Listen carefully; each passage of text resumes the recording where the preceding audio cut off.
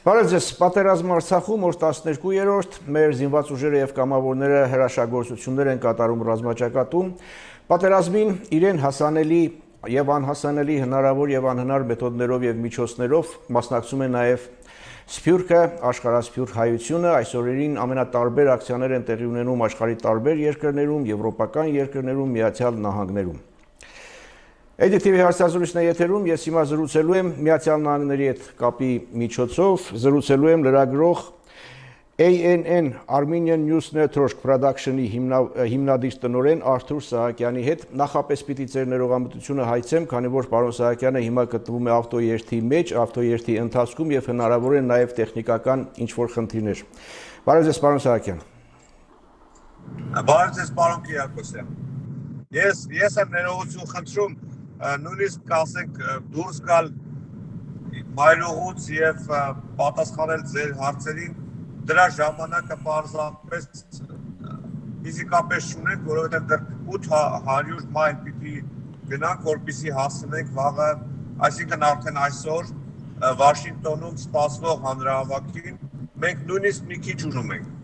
Շատ լավ, այս օրերին Ամերիկայի համայնքը բավական անհանգիստ է, մենք հետևում ենք այստեղից, բողոքի ակցիաներ անցկացվեցին Լոս Անջելեսում եւ այլ քաղաքներում,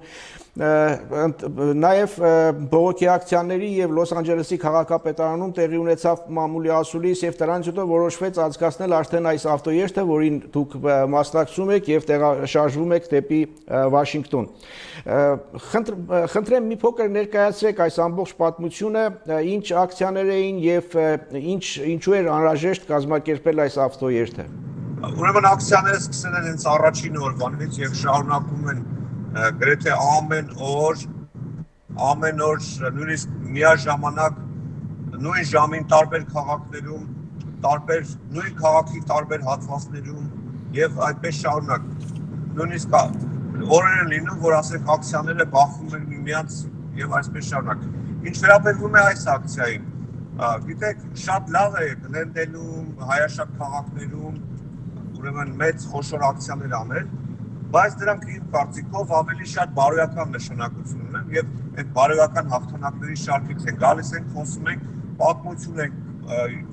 քարոզում, այսպես պատմության դասեր ենք տալիս, հետո ոգեկոչում ենք, բայց բարոյական հաղթանակ ենք տանում ու գնում ենք, բայց իրական քայլերի ժամանակն է, այսինքն գիտեք մենք չունենք շատ փող մեր երկիրը, բայց ունի շատ մեծ զենք, դա Սփյուռքն է, իսկ Սփյուռքը չօգտագործել այսօր որպես դիվանագիտական կամ տեղեկատվական պատերազմի ճակատում, դա պարզապես շռայլություն կլինի։ Դրա համար մենք կարծեցինք, որ պետք է ավելի գործուն քայլեր ձեռնարկել, իսկ Կալիֆոռնիան այդ վայրը չէ, Գլենդելը այդ վայրը չէ, այդ վայրն է աշխարհի ամենահզոր ուրեմն գրասենյակը, որը գտնվում է Վաշինգտոն քաղաքում, դա Սպիտակ տունն է, եւ պետք է այդ միջոցառումները կազմակերպել հենց Սպիտակ տան դիմաց։ Իհարկե այստեղ խնդիր կա, որտեղ Վաշինգտոնում մենք չունենք մեծ հայ համայնք։ Այդ իսկ պատճառով ողջևորելու համար, այսպես շարժման վերածելու համար մենք սկսեցինք այս ավտոերթը։ Ուրեմն արևմտյան ափից դեպի արևելյան ափ, որը բավականին երկար է, մոտ 2800 մայլ մղոն, կամ այսպես ասենք 4200 կամ 4500 կիլոմետր, այս մոտավոր թվեր եմ ասում, որին մասնակցեցին Լոս Անջելեսահայեր եւ ընթացքում ուրեմն մեզ միանում են տարբեր նահանգներից մեր հայրենակիցներ։ Նույնիսկ մի քաղաք կար, որ քաղաքներ, Նյու Ջերսի, չէ, Նյու Մեքսիկո չէ։ Ուրեմն մի քաղաք կար, որտեղ ընդամենը 4 հայ էին բնակվում եւ այդ 4 հայերն էլ միացան մեր երթին, հիմա մեզ հետ շարունակում են երթը։ Երթը երբ է սկսվել։ Երթը երբ է սկսվել, ինչ ճանապարհ եք անցել եւ դեռ ինչ ճանապարհ եք անցնելու։ Երթը սկսվել է 3, գիտեք, ժամային տարբերություններ կան, մոտավորապես 32 ժամ առաջ է սկսել եւ ուրեմն անցել ենք մոտավորապես 2000 կիլոմետր եւ մնում է մեզ մոտավորապես 800 թվերը մոտ ասենք մեծ մասը արդեն անցել ենք, բայց մոտավորապես մի 800 մայլ դեռևս պետք է գնանք 800 մղոն դեռևս պետք է մինչև հասնեք Վաշինգտոն Սպիտակ տուն։ Այո, մինչև հասնենք, որտեղ այսօր ժամը 6-ին, երեկոյան ժամը 6-ին սպասվում է այդ հանրահավաքը մեր հաշվարկներով մենք մոտավորապես 6-ից 6:30 պիտի հասնենք, այսինքն հանրահավաքը արդեն սկսված կլինի, բայց խնդիրը միայն հանրահավաքը չէ,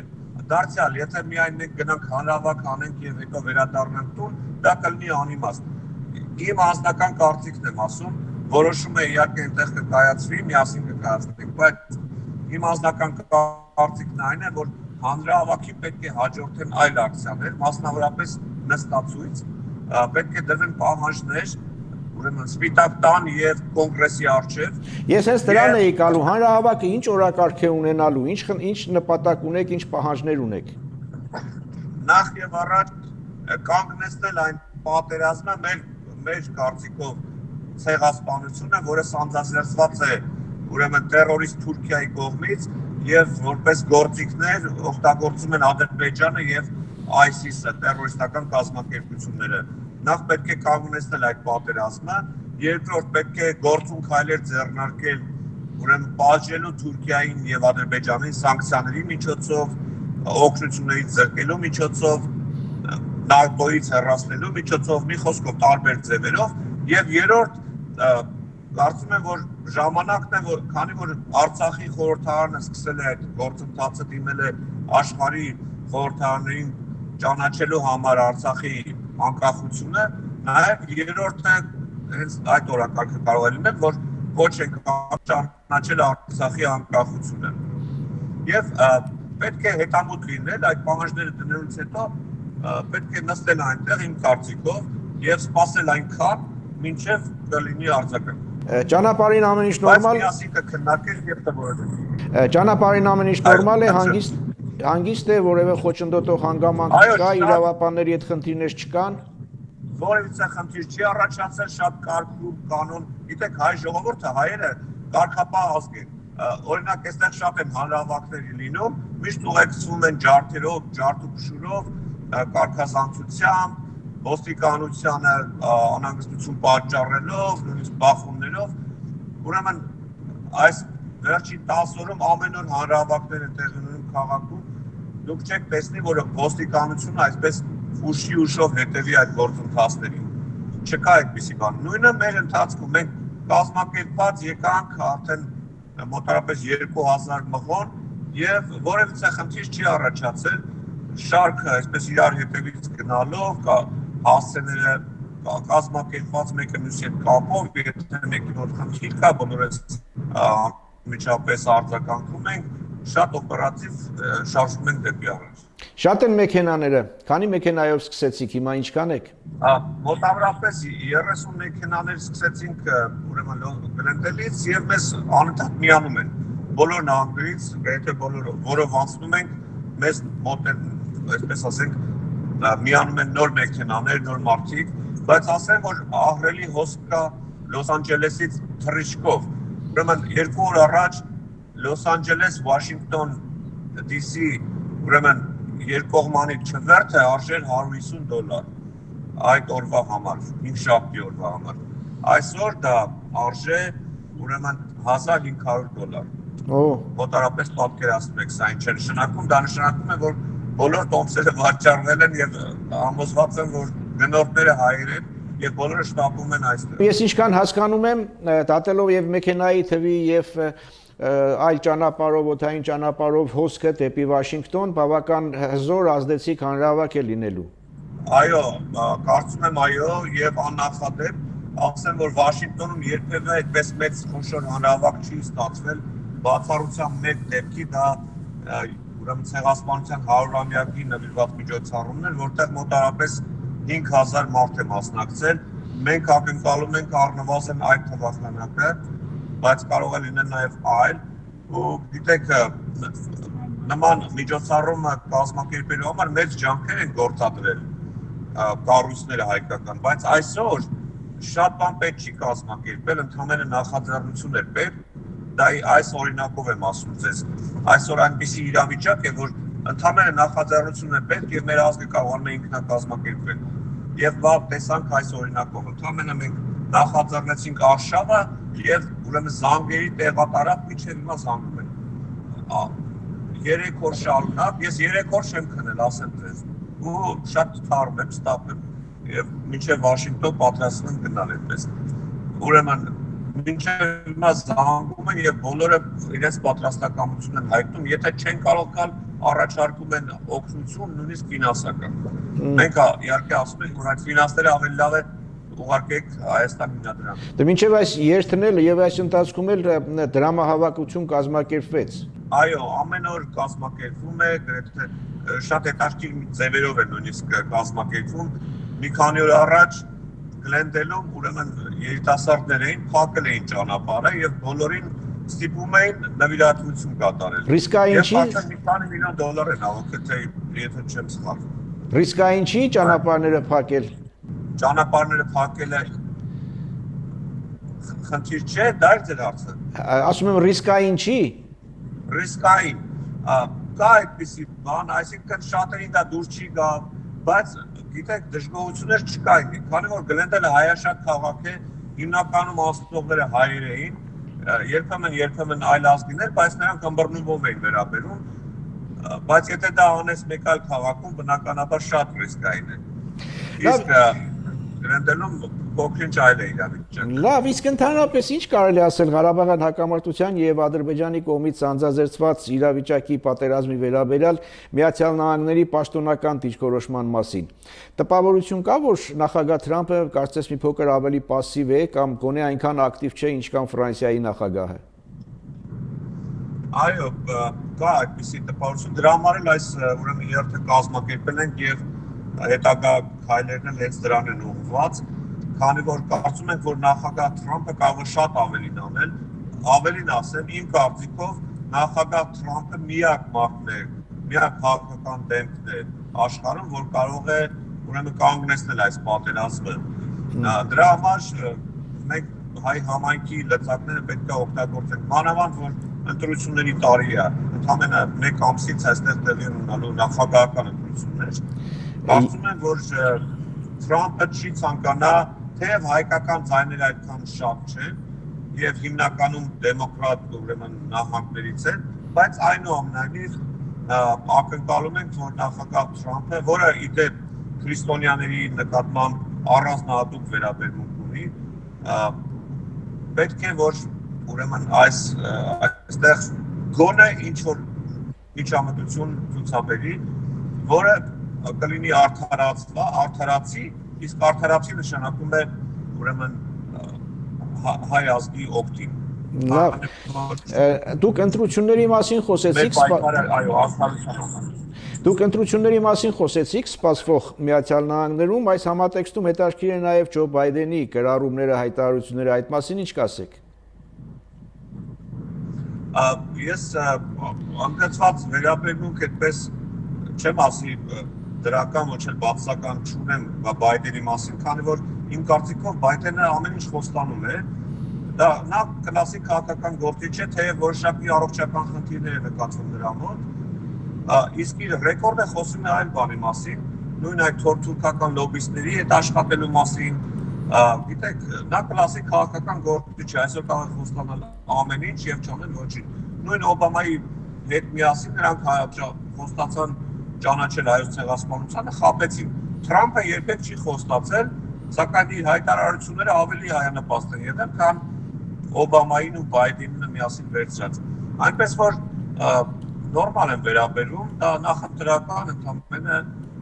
դեմագոգիկ, պոպուլիստական հայտարարություն է։ Եվ որոնց լուրջ ակնկալիք չունեն Բայդենը։ Իսկ հանրահավաքի ժամանակ բարձրացվելու է նաև ահաբեկիչների հարցը, Թուրքիայի, այսպես շակերտների մեջ ասեմ, առաքումով։ Միանշանակ, այո, միանշանակ բարձրացվելու է, ես արդեն ասացի, քանի որ հենց նույն Պենտագոնի ամերիկյան ուրեմն պաշտպանության նախարարության տվյալներով դա հաստատված է, որ Թուրքիան Սիրիայից ահաբեկիչներ է տեղափոխում Ադրբեջան։ Այդ մասին հայտարարություն եղել է, որովհետև մինչ այս մի հայտարարություն եղավ, որ Միացյալ Նահանգներում դեռ հույս ունեն, որ այդ տեղեկատվությունը հնարավոր է, որ չհամապատասխանի իրականությանը։ Հիմա արդեն իրավիճակ փոխվել է, արդեն հաստատվել է դա։ Բայց ես կարդացել եմ միջազգային մամուլում, այդպես պաշտոնական հայտարարություն իհարկե չեմ լսել,